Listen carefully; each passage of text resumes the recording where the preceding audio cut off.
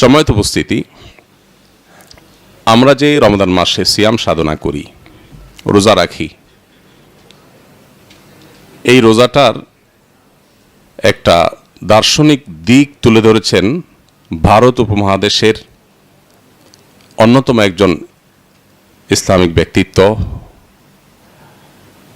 মুসলিম বিশ্বের নোবেল খ্যাত king Faisal award পুরস্কারপ্রাপ্ত হাতে গোনা 2-3 মানুষের একজন এই উপমহাদেশের সৈয়দ আবুল হাসান আলী আন-নাদবী রহমতুল্লাহ আলাইহি, যার নাম হয়তো অনেকে আপনারা শুনেছেন, যার লেখা বই মাজা খাসিরাল আলামু বিইনহিতাতিল মুসলিমিন, মুসলমানদের পতনে বিশ্বের কি ক্ষতি হলো, মুসলিমরা যে আজ পৃথিবীর ড্রাইভিং সিটে নেই এর কারণে পৃথিবীর কি ক্ষতি হলো, পৃথিবীর মানুষের কি ক্ষতি হলো, এই বিষয়ে যে বইটি তিনি লিখেছেন মাত্র 18 বছর বয়সে।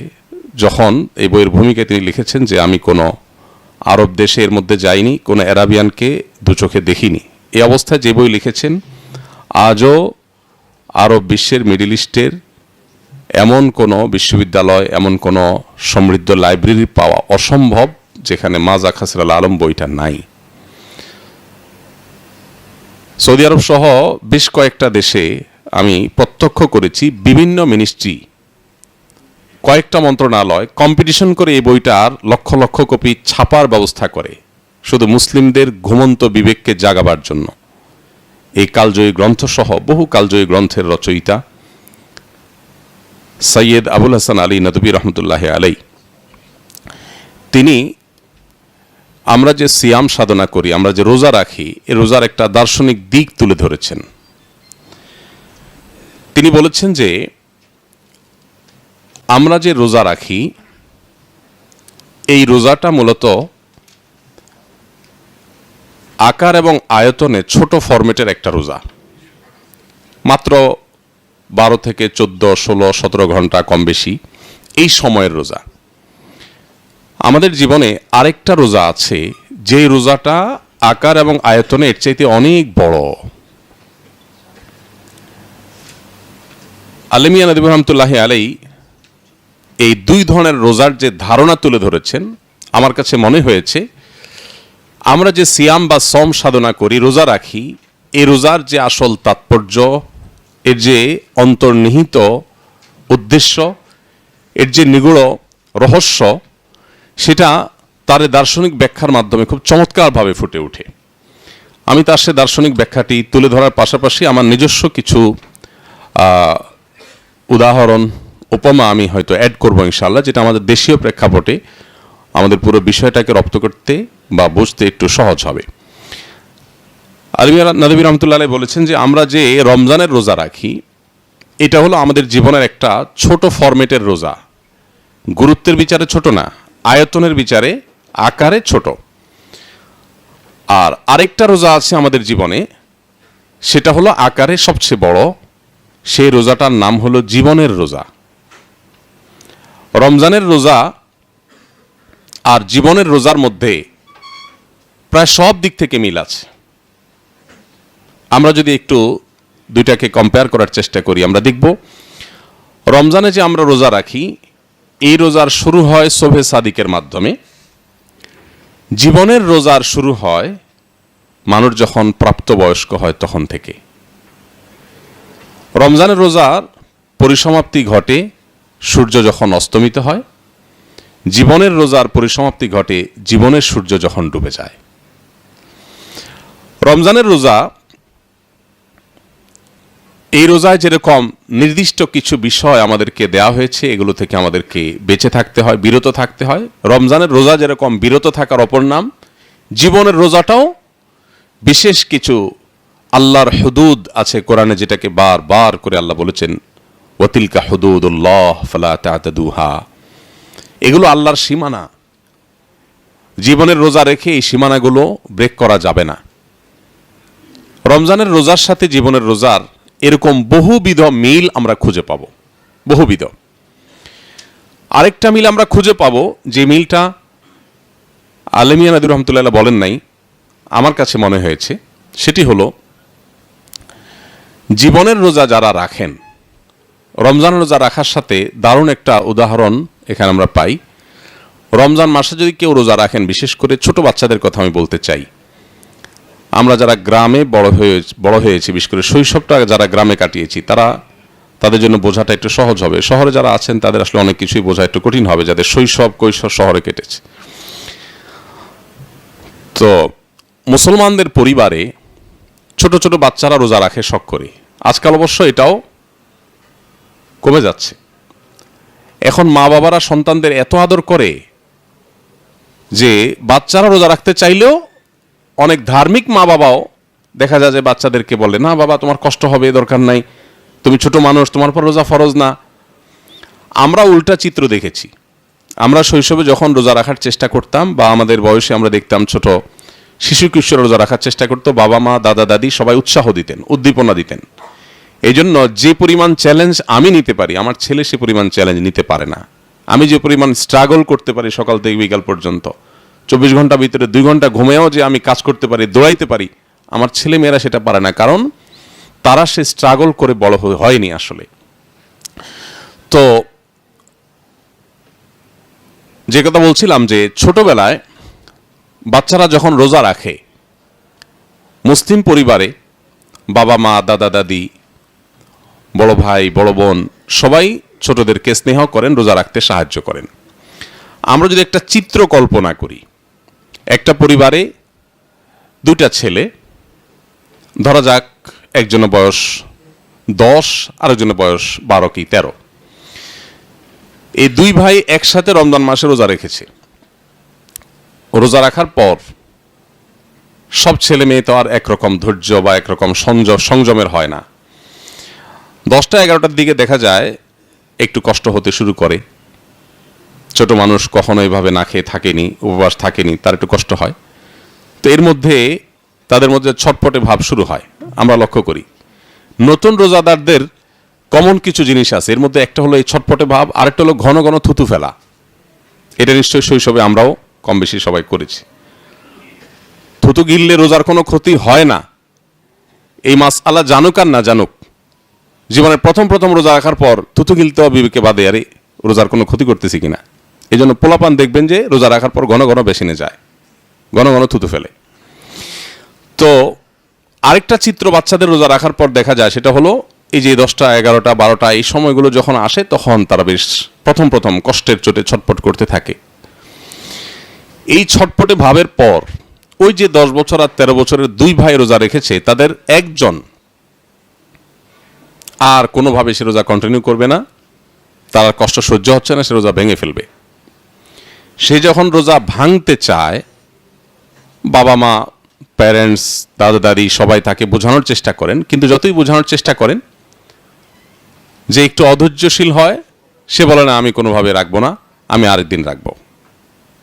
সে হয়তো রোজা ভাঙার ডিসিশনে অটল থাকে। আরেকজন মুখটা ফ্যাকাশে হয়ে যায়, শুকিয়ে যায়, সে কিন্তু রোজাটা ভাঙে না, রাখে।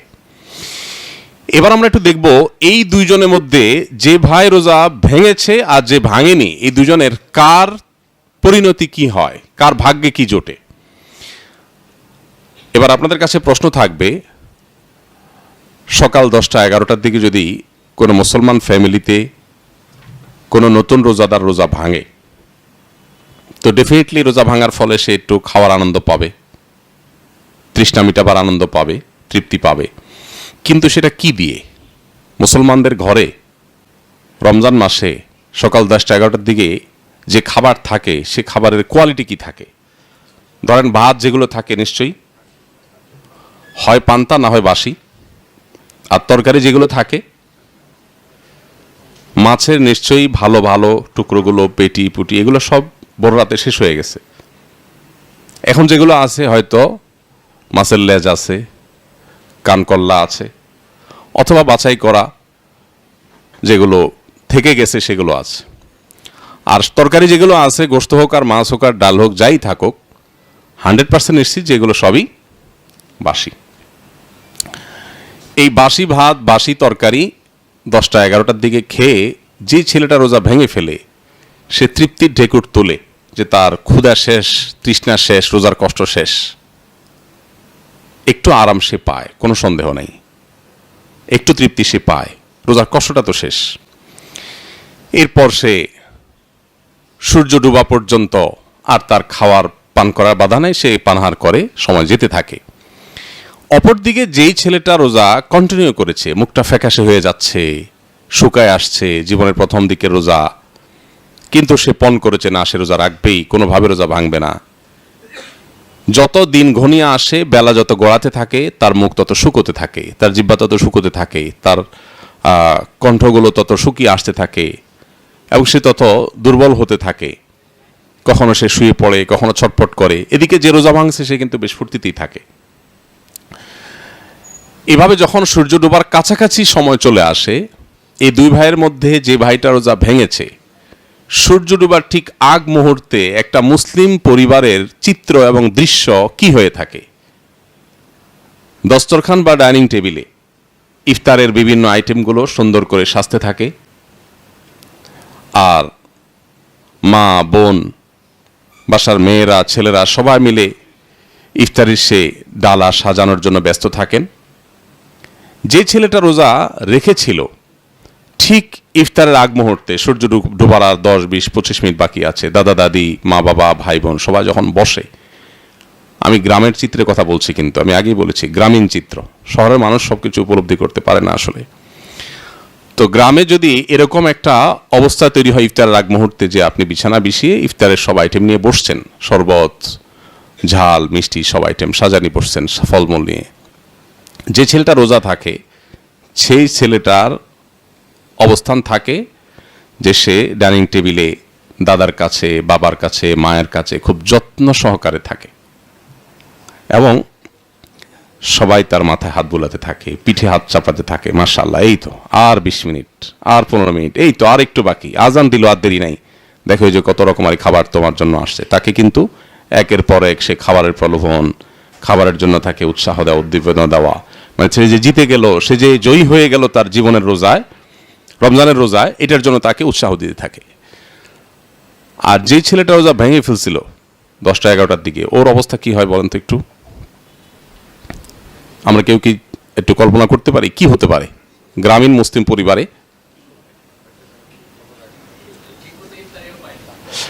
ও যদি ইফতারির এই ডাইনিং টেবিল বা ইফতারের বিছানা বা দস্তরখানার কাছাকাছিও ঘেঁষে,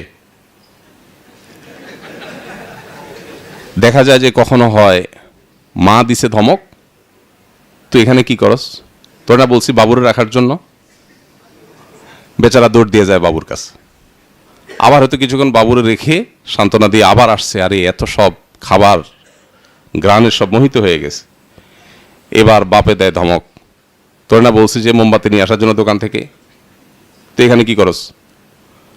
আবার হয়তো আরেক বোনে ধমক দিছে যে তোমার বলছি না যে মোরগগুলো ধরো খোয়াড়ে, তোমার না বলছি অমুক কাজটা করো, এই তাড়াতাড়ি করে চামচটা নিয়ে আসো। এই বেচারা দৌড়ের উপরে থাকে। আর যে রোজা রাখছে কষ্ট করে, তার রাখতে কষ্ট হয়েছে, কিন্তু ইফতারের আগ মুহূর্তে সে যে আদরটা পায়, সে যে যত্নটা পায়, সেই যত্নকে পৃথিবীর কোনো কিছুর সাথে তুলনা করে কখনো বোঝানো যাবে না। ইফতারের আগ মুহূর্তে আমরা সবাই কিন্তু একটা আনন্দ পাই, নিশ্চয়ই আমরা লক্ষ্য করি, তাই না? আমার কাছে মনে হয় পৃথিবীর কোনো খাবারে এই তৃপ্তি নাই ইফতারের এক টুকরো খেজুর, এক ঢোক পানি, একটু শরবতের মধ্যে যে তৃপ্তি। যারা রোজাদার তারা সবাই আমরা ফিল করার কথা। দেখুন, ইফতার হলো, আরবিতে আমরা ইফতার বলি, এর বাংলা অর্থ কি? নাস্তা, যেটাকে ফুতুর বলি। ফুতুর ইফতার একই জিনিস, একই মূলধাতু থেকে উৎকলিত। ইফতার মানে নাস্তা। সারা বছর আমরা রাতভর না খেয়ে থেকে সকালে নাস্তা খাই, আর রোজা রেখে দিনভর না খেয়ে থেকে ব্রেকফাস্ট করি। এটাই একই জিনিস, শুধু টাইমটা চেঞ্জ হয়েছে।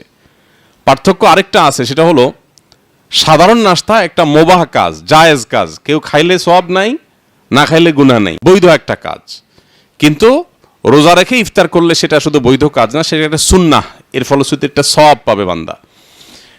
সবচেয়ে বড় পার্থক্যের জায়গাটা হলো, নাস্তা যদি আপনি কোনো বুফেও করেন, 20-50 আইটেমও যদি আপনার সামনে উপস্থিত থাকে, নিশ্চয়ই আপনি অনুভব করবেন ইফতারের সামান্য সাদামাঠা আয়োজনও সামনে নিয়ে যে আপনি বসে থাকেন, সূর্য ডুবার জন্য অপেক্ষা করেন, এই যে আনন্দ, এই যে আপনার অবর্ণনীয় তৃপ্তি, এই যে আপনার জান্নাতি এক স্বাদ, এই স্বাদ পৃথিবীর কোনো খাবারে নাই। আর এই কথাটা কি নবী করিম সাল্লাল্লাহু আলাইহি ওয়াসাল্লাম তার ভাষায় বলেছেন, লিসাইমি ফারহাতান, ফারহাতুন ইনদা ফিত্রিহি ওয়া ফারহাতুন ইনদা লিকাই রাব্বি। রোজাদারকে আল্লাহ তাআলা দুটি আনন্দ দেন, তার একটি হলো ইফতারের সময়, আরেকটি হলো আল্লাহর সাথে সাক্ষাতের সময়। এই ইফতারের সময়, এটার আবার দুইটা ব্যাখ্যা, একটা হলো প্রতিদিনের প্রাত্যহিক ইফতারের সময়, আরেকটা ব্যাখ্যা হলো ঈদের সময়, সেটা হলো পুরো রমজানের ইফতার। ঈদের মধ্যে আল্লাহ যে আনন্দ রেখেছেন সে আনন্দ অন্য কোনো আনন্দে বা উৎসবে নেই, ইফতারের মধ্যে যেটা আছে সেটাও কোথাও নেই।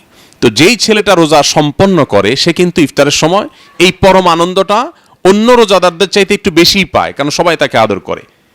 আজান হয়ে গেছে, সাথে সাথে কেউ তাকে খেজুর এগিয়ে দিচ্ছেন, কেউ তাকে হয়তো শরবতটা আগায় দিচ্ছেন, কেউ হয়তো ফল আগায় দিচ্ছেন, মা হয়তো আরেকটা আগায় দিচ্ছেন, বোন আগায় দিচ্ছেন, তাকে খাওয়াতে খাওয়াতে সবাই বেদিশা, এমন একটা অবস্থা। আর যে ছেলেটা রোজা ভেঙে ফেলেছে সে কিন্তু দৌড়ের উপরে, সেও খায়, সেও পায় ইফতার, কিন্তু সেটা হলো সেকেন্ড ইনিংসে। আমাদের ইফতারের দুইটা ইনিংস থাকে সাধারণত, আমরা ইফতারের একটা ইনিংস শেষ করে, এটা আমাদের আব্দুল্লাহ সাইফুল্লাহ ভাইয়ের ভাষা, ইনিংসের এই আইডিয়াটা, যে ইফতারের এক দফা আমরা খেয়ে এরপরে আমরা যাই মাগরিবের নামাজে, ইনিংস ঘোষণা দিয়া, এরপর নামাজ পড়ে এসে আমরা সেকেন্ড ইনিংস ওপেন করি। তো যারা রোজা ভাঙে এরা সাধারণত সেকেন্ড ইনিংসের কিছু পায়। এই বেচারা সকালে যে 10টা-11টার দিকে রোজা ভাঙে খাইছে সেগুলোও খাইছে বাসি, আর এখন যেগুলো খায় সেগুলো থাকে বাসি না হইলেও বাছা। সন্দেহ আছে কোনো? এই উদাহরণটা টানলাম যে জন্য, সেটা হলো আমরা যে বলেছি আমরা রোজা রাখি, যে এই রোজাগুলো আয়তনে আকারে ছোট রোজা, বড় রোজার ব্যাপারে আমাদেরকে প্রশিক্ষিত করে এই ছোট রোজা, জীবনের রোজা রাখতে আমাদেরকে সাহায্য করে এই ছোট রোজা। রমজানের এই রোজা যেটা আয়তনে ছোট, আকারে ছোট, এই রোজা রেখে যেরকম আমাদের অনেকগুলো বিষয় নিষিদ্ধ, সেগুলো যদি আমরা মেনে চলতে পারি, জীবনের রোজাকে যদি আমরা অক্ষুণ্ণ রাখতে পারি, অটুট রাখতে পারি, তাহলে তার সুফল কি হতে পারে, ওই গ্রামের দুই ভাইয়ের রোজার উদাহরণ থেকে সেটা আমি বোঝাবার চেষ্টা করেছি। এবার আসুন কোরআনের সাথে মিলাই। কোরআন খুললে আমরা দেখতে পাই আল্লাহ রাব্বুল আলামিন বলেছেন, ইন্নাল্লাযীনা ক্বালু রাব্বুনাল্লাহ সুম্মা ইসতাকামু তাতানাজ্জালু আলাইহিমুল মালাইকা আল্লা তাখাফু ওয়ালা তাহজানু ওয়া আবশিরু বিল জান্নাতিল্লাতী কুনতুম তুআদুন।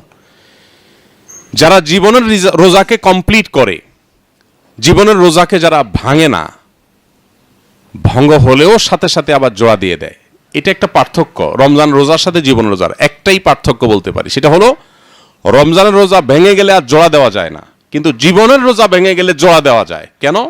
কারণ জীবনের রোজার আয়তন 50, 60, 70 বছরের দীর্ঘ।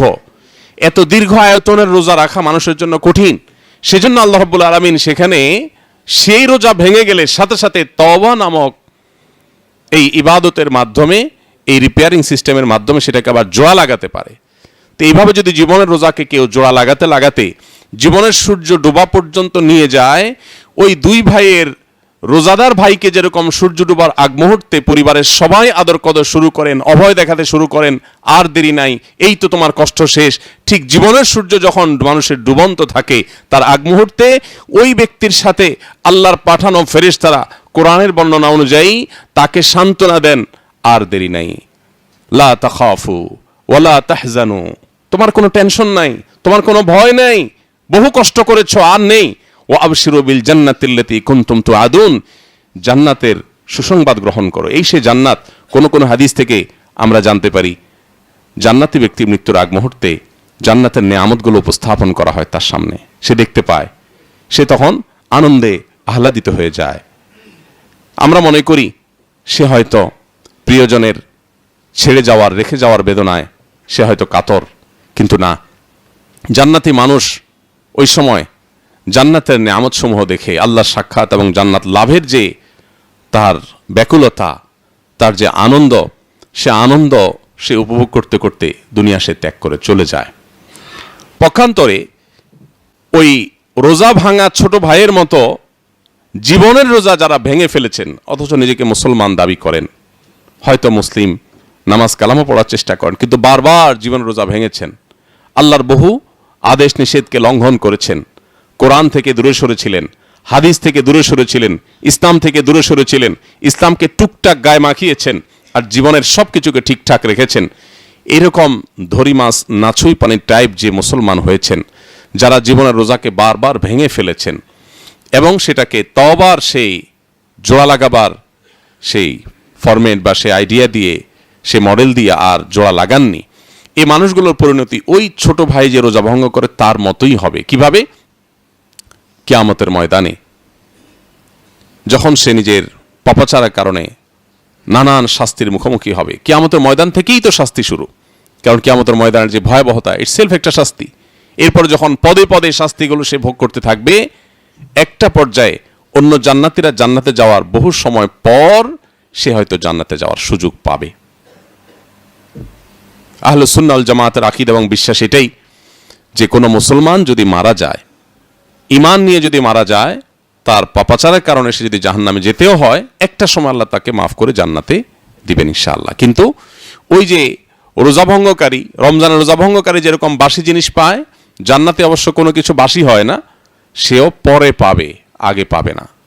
এখন সিদ্ধান্ত আমাদেরকে নিতে হবে, আমরা কি রমজানের রোজা থেকে জীবনের বৃহত্তর রোজার জন্য প্রস্তুতি গ্রহণ করব, শিখব, প্রশিক্ষণ নিব? রমজানের রোজাকে ধরে রাখার জন্য যেরকম আমরা কসরত করি, আমরা যেরকম চেষ্টা করি, আমাদের জীবনের রোজাকে ধরে রাখার চেষ্টাটা আমরা করব কিনা, এই সিদ্ধান্ত আমাদেরকে নিতে হবে। সময়ত ভাইরা, আজ ভোগবাদী এই পৃথিবীতে যেদিকে তাকাবেন, চতুর্দিকে দেখবেন শুধুমাত্র ভোগের আহ্বান। চতুর্দিকে আপনি প্রতিটি বিজ্ঞাপনী, বিলবোর্ডের দিকে তাকালে দেখবেন আপনাকে ভোগের জন্য ডাকা হচ্ছে, আহ্বান করা হচ্ছে। প্রতিটি অ্যাডভার্টাইজমেন্ট, প্রতিটি প্রচার, প্রতিটি ঘোষণা, সব আয়োজন ভোগের জন্য। ইসলাম আমাদেরকে এমন এক জীবন ব্যবস্থা দিয়েছে, এখানে আমাদেরকে ত্যাগের শিক্ষা দেওয়া হয়। এই জন্যই তো মুসলিমদের কেউ দমাতে পারে না যদি মুসলিমরা মুসলিম হয়। আল্লাহ যে বলেছেন, ওয়া আনতুমুল আ'লাউনা ইন কুনতুম মুমিনিন, ঈমানদার হয়ে থাকলে তোমাদেরকে কেউ হারাতে পারবে না, সুযোগ নাই, নো অপশন। কারণ তাদেরকে কে হারাবে? যারা মরতে পারলেই গর্বিত, যারা মরার জন্যই লড়ে, তাদেরকে হারাবার ক্ষমতা তো পৃথিবীতে কারণ নাই। আল্লাহ তাআলা কোরআনে কারিমে ইহুদি এবং খ্রিস্টান উভয় সম্প্রদায় সম্পর্কে বলেছেন যে তাদেরকে দেখবে তোমরা, তারা মরতে চায় না, তারা বলবে আমাদের জান্নাত গ্যারান্টেড হয়ে গেছে। খ্রিস্টানরা বলে যে ঈসা আলাইহিস সালাম ক্রুশবিদ্ধ হয়ে আমাদের সব পাপের দায় তিনি নিয়ে নিছেন, আমাদের টেনশন নাই। ইহুদিরা বলে যে লান তামাসসানান নারু ইল্লা আইয়ামান মা'দুদা, আমাদের জাহান্নামে গেলেও সামান্য কয়েকদিনের জন্য যেতে হবে, আমাদের নবী বলে দিয়েছেন। এই জন্য তাদের যা খুশি তা করতে পারে করে, কিন্তু আমাদের নবী মুহাম্মদ সাল্লাল্লাহু আলাইহি ওয়াসাল্লাম আমাদেরকে বলেছেন না, প্রতিটা পদে পদে আমাদেরকে হিসাব করে করে চলতে হবে। ইন্নাল্লাহা লা ইউহিব্বুল মুতাদিন, আল্লাহ সীমানা দিয়েছেন, এগুলো ক্রস করা যাবে না। এই যে মুসলমানদের সাথে অন্যদের পার্থক্যের জায়গাটা আল্লাহ তাআলা যে একেবারে চূড়ান্তভাবে বলে দিলেন যে ওয়ালা তাহিনু ওয়ালা তাহজানু ওয়া আনতুমুল আ'লাউনা ইন কুনতুম মুমিনিন, তোমরাই বিজয়ী হবে, তোমরাই সার্থক হবে, সফল হবে, তোমাদের কেউ হারাতে পারবে না ঈমানদার হলে। ঈমানদারকে হারানোর কোনো মেথড পৃথিবীতে কেউ কোনোদিন আবিষ্কার করতে পারবে না, কারণ ঈমানদারকে তো হারানো যাবে না, ঈমানদার তো মরলেও জিতে। নবী করিম সাল্লাল্লাহু আলাইহি ওয়াসাল্লাম বলেছেন, আজাবান লি আমরিল মুমিন, ঈমানদারের পুরো জীবনটাই হলো পিকুলিয়ার, অদ্ভুত, আশ্চর্যজনক। কারণ ইন আসাবাহু খায়রুন শাকারা ফাকানা খায়রুল্লাহ, ঈমানদারের জীবনে যদি ভালো কিছু হয় সে আলহামদুলিল্লাহ বলে, শুকরিয়া আদায় করে, একদিকে ভালো জিনিস পাইলো আবার শুকরিয়া আদায় করে সওয়াব পাইলো। ওয়াইন আসাবাহু শাররুন, আর ঈমানদারের জীবনে যদি কোনো বিপদ আসে, কষ্ট আসে, সাবারা, সে ধৈর্য ধারণ করে, ফাকানা খায়রুল্লাহ, ধৈর্য ধারণ করে আবার সে সওয়াব কামাই করে। হাতির মতো মরলেও লাখ, বাঁচলেও লাখ। এই জন্য ভাই, যে ইসলাম আল্লাহ তাআলা আমাদেরকে দিয়েছেন, শুধুমাত্র এই নিয়ামতের কথা যদি আমরা চিন্তা করি, আল্লাহর এই নিয়ামতের শুকরিয়া কিয়ামত পর্যন্ত সিজদা দিয়ে আমরা আদায় করতে পারবো না। এই যে আমরা সিয়াম সাধনা করছি, এই সিয়াম আমাদেরকে কত কিছু দিচ্ছে। দেখুন, আমরা যে বিরত থাকার কসরত করছি, সিয়াম তো আমাদেরকে, সিয়াম শব্দের অর্থ, সম শব্দের অর্থ বিরত থাকা, আমরা সবাই জানি। পানাহার যৌনাচার থেকে আমরা বিরত থাকছি। এত কিছু থাকতে আল্লাহ তাআলা রোজা রেখে এই দুইটা কাজ কেন ছাড়তে বললেন? পানাহার এবং যৌনাচার কেন? দুনিয়াতে ভোগের তো আরো বহু শত আইটেম আছে, আল্লাহ কেন বললেন রোজা রেখে এই দুইটা করা যাবে না? কারণ পৃথিবীতে মানুষ যত অপরাধ করে, মানুষের মধ্যে যত অপরাধের ভেতরে যে অদৃশ্য দাহন বা জ্বালা তাকে ছটফট করাতে থাকে, সেটা মূলত এই ক্ষুণ্ণবৃত্তি এবং যৌনবৃত্তির কারণে হয়। এই দুইটাকে যদি মানুষ কন্ট্রোল করতে পারে তাহলে সে নিজেকে কন্ট্রোল করতে পারে। আমি যেটা বলছিলাম যে গোটা পৃথিবী আপনাকে ভোগের আহ্বান করবে, শুধু ইসলাম আপনাকে বলবে না ব্রেক ব্রেক। সিয়াম মানে হলো ব্রেক। আমার এখন ক্ষুধা আছে, তৃষ্ণা আছে, পিপাসা আছে, খাবারও হাতের কাছে আছে, পানিও আছে, কিন্তু আমি খাচ্ছি না, ব্রেক দিচ্ছি, এটাই সিয়াম। তো আমার জীবনের পদে পদে যখনই কোনো কাজ আমি করতে যাব, সেখানে আল্লাহর আদেশ নিষেধ দ্বারা যদি আমি এরকম নিজেকে নিয়ন্ত্রণ করতে পারি, ব্রেক দিতে পারি, থামাতে পারি, এটাই হলো জীবনের রোজা রাখা। রমজানের রোজা আমাদেরকে জীবনের রোজা রাখার পরে সাহস যোগায়, শিক্ষা দেয়, প্রেরণা দেয়, প্রশিক্ষণ দেয়। কিন্তু বেশিরভাগ মানুষ আমরা জানি না কেন আমরা রমজান রোজা রাখি। আল্লাহ তাআলা বলেছেন লাআল্লাকুম তাত্তাকুন, রোজা ফরজ করা হয়েছে যেন তোমরা মুত্তাকি হও। কিভাবে মুত্তাকি হবে? এই যে একজন মানুষ রমজান মাসে দিনের বেলা রোজা রেখে আজন্ম চিটার বাটপার মানুষও যদি হয়, কথায় কথায় মিথ্যা, সবার সাথে বাটপারি করা মানুষটাও যদি রোজা রাখে, সে রোজা রেখে কিন্তু বাটপারিটা করে না, মানে রোজার সাথে বাটপারিটা আল্লাহর সাথে করে না। কেন? কেউ দেখছে না, ক্ষুধা আছে পেটে, হাতের কাছে খাবারও আছে, যে কক্ষে আছে সেখানে সিসি ক্যামেরাও নাই, তারপরে কিন্তু সে খাবারটা খায় না। কেন? সব জায়গায় ছল চাতুরি করে, সব জায়গায় চিটারি বাটপারি করে, কিন্তু এখানে এসে সে কেন খায় না? তার কারণ হলো সে জানে আল্লাহ তাআলা তাকে দেখছেন, এই জন্য সে নিজেকে নিয়ন্ত্রণ করে। এই সিয়াম যে কত বড় মানুষ গড়ার কারিগর, এই সিয়াম যে কত বড় প্রশিক্ষণ কেন্দ্র, এটা যে কত বড় ট্রেনিং সেন্টার, এখান থেকে যে আমাদের জীবনকে কত বেশি আমরা পরিবর্তন করতে পারি, সেটা বলে শেষ করা যাবে না। কিন্তু বেশিরভাগ মানুষই আমরা সিয়াম রাখি, সিয়ামের লক্ষ্য, সিয়ামের উদ্দেশ্য, এর আসল শিক্ষা, এর প্রশিক্ষণ আমরা গ্রহণ করতে পারি না। আমি হাজার হাজার লাখো মানুষের মজলিসে, মাহফিলে প্রশ্ন রেখেছি কেন আমরা রোজা রাখি। দেখা গেছে যে শতকরা একজন মানুষ উত্তর দিতে পারেন না কেন রোজা রাখেন। রোজা কিন্তু রাখছেন 20-30 বছর ধরে, কিন্তু তিনি জানেন না তিনি রোজা কেন রাখছেন। বেশিরভাগ মানুষকে প্রশ্ন করলে বলে রোজা রাখে আল্লাহর সন্তুষ্টির জন্য, জান্নাতে যাওয়ার জন্য। আমি বললাম সঠিক উত্তর তো না। এটা রোজার ফাইনাল উদ্দেশ্য হতে পারে, প্রাইমারি টার্গেট এটা না, প্রাথমিক লক্ষ্য এটা না। প্রত্যেকটা কাজের একটা প্রাথমিক লক্ষ্য থাকে আর একটা চূড়ান্ত লক্ষ্য থাকে। আমি এখান থেকে বের হয়ে যদি ওমরার উদ্দেশ্যে পাসপোর্ট, টিকিট, ভিসা সব রেডি করে নিয়ে, লাগেজ ইত্যাদি নিয়ে গাড়িতে চেপে বসি, তো এই গাড়িতে বসেছি কেন আমাকে যদি জিজ্ঞাসা করা হয়, আমার উত্তর হবে আমি এই গাড়িতে চেপে বসেছি, আমার প্রাথমিক লক্ষ্য হলো এয়ারপোর্ট পর্যন্ত যাওয়া, আর ফাইনাল টার্গেট হলো, চূড়ান্ত লক্ষ্য হলো জেদ্দা এয়ারপোর্ট হয়ে মক্কায় পৌঁছা। এখন কেউ যদি প্রাথমিক লক্ষ্য পূরণ করতে না পারে, টাইম মতো এয়ারপোর্টে গিয়ে ফ্লাইট ধরতে না পারে, তাহলে সে ফাইনাল টার্গেটে কিভাবে যাবে? সিয়াম আমাদেরকে প্রাথমিক একটা লক্ষ্য দিয়েছে। আল্লাহ তাআলা সিয়ামের প্রাথমিক লক্ষ্য বলেছেন লাআল্লাকুম তাত্তাকুন। তোমার সিয়াম তোমাকে মুত্তাকি বানাচ্ছে কিনা। প্রতিদিনের সিয়াম শেষে তোমাকে হিসাব মিলাতে হবে যে আজকের দিনে কয়বার মিথ্যা বলতে গিয়ে আমার মুখ থমকে গেছে, আজকের দিনে কয়বার সোশ্যাল মিডিয়াতে, মোবাইলে, ফেসবুক, ইউটিউবে স্ক্রল করতে করতে একটা হারাম ভিডিও আমার চোখের এরিয়াতে এসেছে, আমি আল্লাহর ভয়ে সেটাকে স্কিপ করে চলে গেছি। এই ঘটনা কয়বার ঘটেছে? আজকের দিনে কয়বার সহকর্মীর সাথে, কারোর সাথে মেজাজ হারানোর মতো ইস্যু তৈরি হয়েছে, কিন্তু নবীজি বলেছেন রোজাদার যেন বলে দেয় ইন্নী সাইম, আমি রোজা আছি ভাই, তোমার কথার গরম উত্তর আমি দিতে পারলাম না। এটা সে কয়বার বলতে পেরেছে? সারা মাস ব্যাপী যদি এরকম কসরত করে, তাহলে সেখান থেকে তার ভালো কাজের অভ্যাস, মন্দ কাজ থেকে নিজেকে বেঁচে থাকার অভ্যাস গড়ে উঠবে। এই লক্ষ্যটা, তাকওয়া অর্জনের লক্ষ্যটা যদি সিয়ামের দ্বারা হাসিল হয়, তাহলে সিয়ামের আসল উদ্দেশ্য যে আল্লাহর হাতে পুরস্কার গ্রহণ, জান্নাতে রাইয়ান নামক গেট দিয়ে প্রবেশ, আরো যত পুরস্কারের কথা কোরআন এবং হাদিসে রয়েছে, সেগুলো সেই অর্জন করবে যার সিয়াম তাকে মুত্তাকি বানায়। আর যার সিয়াম তাকে মুত্তাকি বানাবে না, তার সেই সিয়ামের আসল লক্ষ্য আল্লাহকে সন্তুষ্ট করা এবং জান্নাতে পৌঁছা, এটা তার জন্য সুদূর পরাহত হতে পারে। এই জন্য ভাইরা, বারবার করে আমাদের প্রতিদিন আমাদের সিয়ামের লক্ষ্য উদ্দেশ্য সম্পর্কে আমাদের নিজেদেরকে প্রশ্ন রাখা দরকার। আমি কতটা এই উদ্দেশ্যকে বাস্তবায়ন করতে পারছি, কতটা আমি সিয়ামের SMS এর, সিয়ামের মেসেজটা আমি বুঝতে পারছি, সিয়ামের বার্তাটা আমি নিতে পারছি। প্রতিদিন বারবার করে এই যোগ বিয়োগ করা দরকার। আমার যদি রমজান মাস শেষে তাকওয়াতে এক বিন্দু পরিমাণও পরিবর্তন না হয়, তাহলে ভাইরা আমার, কোরআন এবং সুন্নাহর জ্ঞান আল্লাহ আপনাকে, আমাকে, আমাদের সবাইকে যেটুকু দিয়েছে সে সাধারণ জ্ঞান থেকে আমরা বলতে পারি এই সিয়াম অনেকটাই অর্থহীন। আল্লাহ নবীর ভাষায় বলতে গেলে মাল্লাম ইয়াদা কাউলা জুরি ওয়াল আমালা বিহি ওয়াল জাহাল, সহিহ বুখারীর হাদিস, যে ব্যক্তি মিথ্যা কথা, মিথ্যা কাজ, মূর্খতা সুলভ আচরণ এগুলো পরিহার করতে না পারলো, ফালাইসা লিল্লাহি হাজা আন ইয়াদা তাআমাহু ওয়া শারাবা, তাহলে তার এই পানাহার বর্জনে আল্লাহর কোনো ঠেকা পড়ে নাই, কোনো লাভ নেই। এজন্য ভাই, সিয়াম আমরা রাখছি, মুত্তাকি আমরা হচ্ছি না। রোজা আমরা রাখছি, তাকওয়া চর্চা আমাদের বাড়ছে না। রোজা আমরা রাখছি, পরিবর্তন আমাদের হচ্ছে না। এই বছরের এই রমাদান, এটা আমার জীবনকে পরিবর্তন করতে হবে। কি পরিবর্তন করব, কোন জায়গায় আমি সংশোধনী আনবো, সেটা আমাকে ডিসিশন নিতে হবে। নিশ্চয়ই আমার উইকনেস পয়েন্টগুলো আমার জানা আছে, আমার দুর্বল পয়েন্টগুলোকে আমি নোট করে এই রমজানে সেগুলোকে আমি কোরবান করার, সেগুলোকে আমি বিসর্জন করার, ত্যাগ করার সংকল্প এবং শপথ আমাকে করতে হবে। রমজান শেষে যেন আমি নিজের কাছে নিজে অন্তত ক্লিয়ার থাকি যে আমি এই জায়গা থেকে এই জায়গায় চলে আসছি, সরে আসছি। স্পেসিফিক যেন একেবারে আমার এক একটা বদভ্যাস আমি ত্যাগ করার সংকল্প করে যেন সফল হই।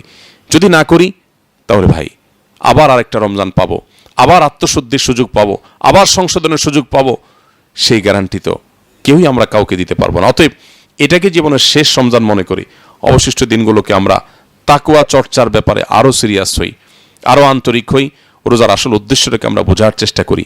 দেখুন, প্রিয় নবী সাল্লাল্লাহু আলাইহি সাল্লামের জীবনে 8টা রমজান পেয়েছেন, 8টা বা 9টা রমজান পেয়েছেন। দ্বিতীয় হিজরিতে রমজান রোজা ফরজ হয়েছে, দশম হিজরিতে তিনি দুনিয়া থেকে চলে গেছেন। আর আমরা এক একজন জীবনে 20, 30, 40, 50, 60 বছর রোজা রাখার সুযোগ পেয়েছি। সাহাবীদের অনেকে জীবনে একবার রমজান রোজা রাখা পেয়েছেন, কেউ হয়তো একবারও পান নাই। বৃদ্ধ বয়সে ইসলাম গ্রহণ করেছেন, এরপরে জেহাদে গিয়েছেন, শহীদ হয়ে গেছেন, শেষ রমজান রোজা রাখার সুযোগই পান নাই। কেউ হয়তো 2টা 4টা পেয়েছেন, আর আমরা 50-60টা রমজান পাচ্ছি। বাট আমাদের জীবনে কোনো পরিবর্তন নাই। আর এই জন্য এতগুলো কথা বলা। সিয়াম শুধুমাত্র আল্লাহর কাছ থেকে পুরস্কার গ্রহণ করা বা সওয়াব আহরণের জন্য নয়, সেটা সিয়ামের অন্যতম উদ্দেশ্য, কিন্তু সিয়ামের আসল উদ্দেশ্য হলো লাআল্লাকুম তাত্তাকুন, যেন আমরা মুত্তাকি হতে পারি। আল্লাহ রাব্বুল আলামিন আমাদের সবাইকে রমজানের এই সিয়াম থেকে সারা জীবনের যে রোজা, আমাদের জীবনব্যাপী যে রোজা, সেই রোজার জন্য আল্লাহ তাআলা আমাদেরকে শিক্ষা গ্রহণ করা, প্রশিক্ষণ গ্রহণ করার তৌফিক দান করুন। আল্লাহর সকল আদেশ নিষেধের সামনে মাথা নত হয়ে, মাথা পেতে দেওয়া, আল্লাহর সামনে নিজেকে সমর্পণ করে দেওয়া, পুরো জীবনকে আল্লাহর জন্য উৎসর্গ করে দেওয়ার ঈমানী শক্তি আল্লাহ তাআলা আমাদেরকে দান করুন। আমরা যেন নিজেদের জন্য, আল্লাহর দ্বীনের জন্য, আল্লাহর নবীর এই কষ্টে রেখে যাওয়া কষ্টার্জিত ইসলাম, এটাকে সংরক্ষণ করবার জন্য, এটাকে প্রতিষ্ঠা করবার জন্য, নিজের মধ্যে, সমাজের মধ্যে, রাষ্ট্রে, গোটা পৃথিবীতে এর জন্য আমাদের সারা জীবনকে যেন আমরা বাজি রাখতে পারি। এটাই আমাদের সার্থকতা, এটাই আমাদের সফলতা। যারা আল্লাহর প্রতি বিশ্বাসী নয়, তারা ভোগে যে আনন্দ পায়, আমাদের ত্যাগের আনন্দ যদি তারা জানতো, বহু আগে সে ভোগ রেখে তারা আমাদের ত্যাগের কাতারে এসে দাঁড়াতো।